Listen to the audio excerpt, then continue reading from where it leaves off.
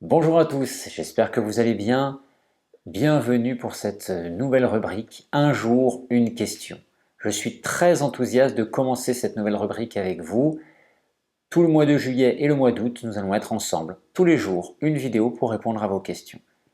Alors pour ce premier numéro, aujourd'hui, j'ai choisi une question, une de vos questions qui est importante à mes yeux, parce qu'elle concerne l'inflammation de l'intestin, l'inflammation chronique, et le fait d'avoir un faible poids. Alors c'est Céline qui nous pose cette question. Elle me met super, merci d'avance pour la rubrique.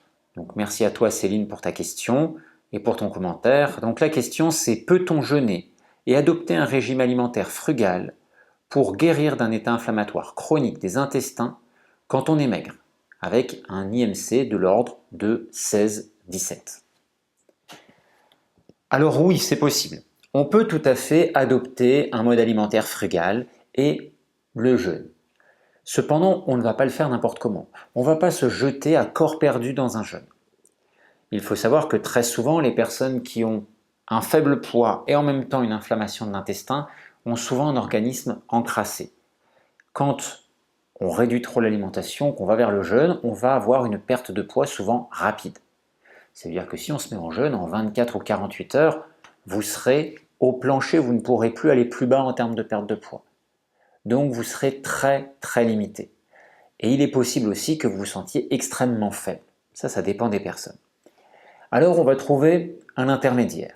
On va trouver un intermédiaire entre l'alimentation du quotidien et le jeûne. Alors dans le quotidien, on peut déjà essayer d'alléger un peu l'alimentation pour limiter les facteurs d'inflammation.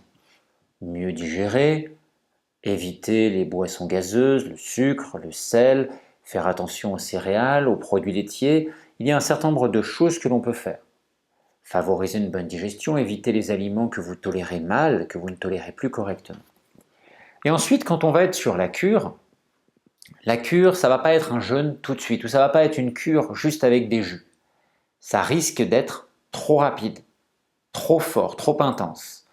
Donc le mieux, quand on peut, c'est de trouver un intermédiaire. Cet intermédiaire, ça pourrait être, par exemple, une alimentation alcaline, une cure alcaline, avec des fruits, des légumes, des matières grasses comme l'avocat, l'olive, les huiles, et également des fruits et légumes farineux, pommes de terre, patates douces ou encore bananes.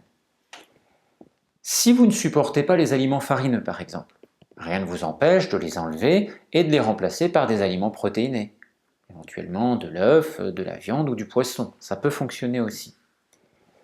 Le but de cette cure, c'est qu'elle puisse vous permettre d'alléger, de soulager suffisamment votre intestin pour qu'il soit beaucoup moins agressé et qu'il puisse récupérer, se restaurer plus rapidement.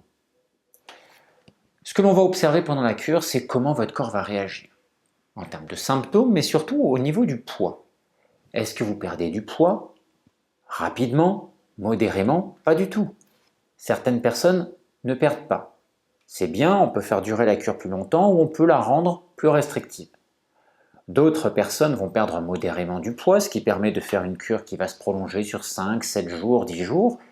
Et puis enfin, d'autres personnes vont très rapidement perdre du poids.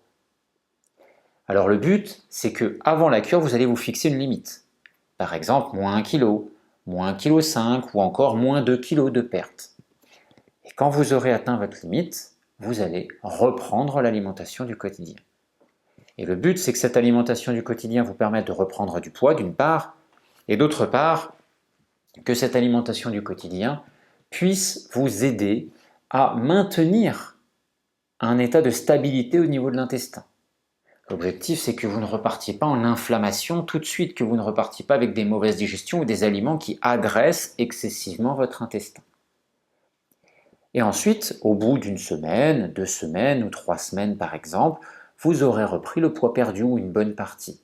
Et à ce moment-là, il est possible d'envisager de refaire à nouveau une cure. Et on va pouvoir enchaîner, comme cela, les cures. L'objectif, c'est qu'à chaque cure, vous allez aider votre intestin à récupérer plus vite. Vous allez donc pouvoir remettre à chaque fois le même type de cure, soit même durée, même intensité, donc même mode alimentaire. Mais ça pourrait être une cure qui dure plus longtemps. Ça pourrait être une cure qui est plus restrictive, donc où on mange moins de choses, on enlève certains aliments ou alors on fait du jeûne intermittent en plus. Il y a plusieurs manières de le moduler. Je ne peux pas vous donner donc un régime alimentaire strict ou une cure stricte parce que ça va dépendre des personnes. Certaines personnes vont perdre beaucoup de poids avec une cure donnée, d'autres personnes pas du tout. Donc l'objectif, ça va vraiment être de trouver un petit peu le fonctionnement qui marche et de le répéter. Et la dernière chose qui peut être très intéressante, c'est que vous pourriez aussi avoir la bonne surprise de reprendre du poids. C'est-à-dire qu'en enchaînant ces cycles de cure comme ça, allégés, vous allez pouvoir à un moment, au bout de plusieurs cycles, voir peut-être votre corps reprendre 500 grammes ou 1 kg de plus que ce qui a été perdu. Ce qui vous permettra par la suite d'envisager de faire des cures qui peuvent être plus restrictives ou plus longues, et surtout ce qui peut vous permettre de vous sentir plus serein vis-à-vis de votre poids et vis-à-vis de ce que vous voulez mettre en place pour continuer cette progression, cette amélioration de l'état inflammatoire.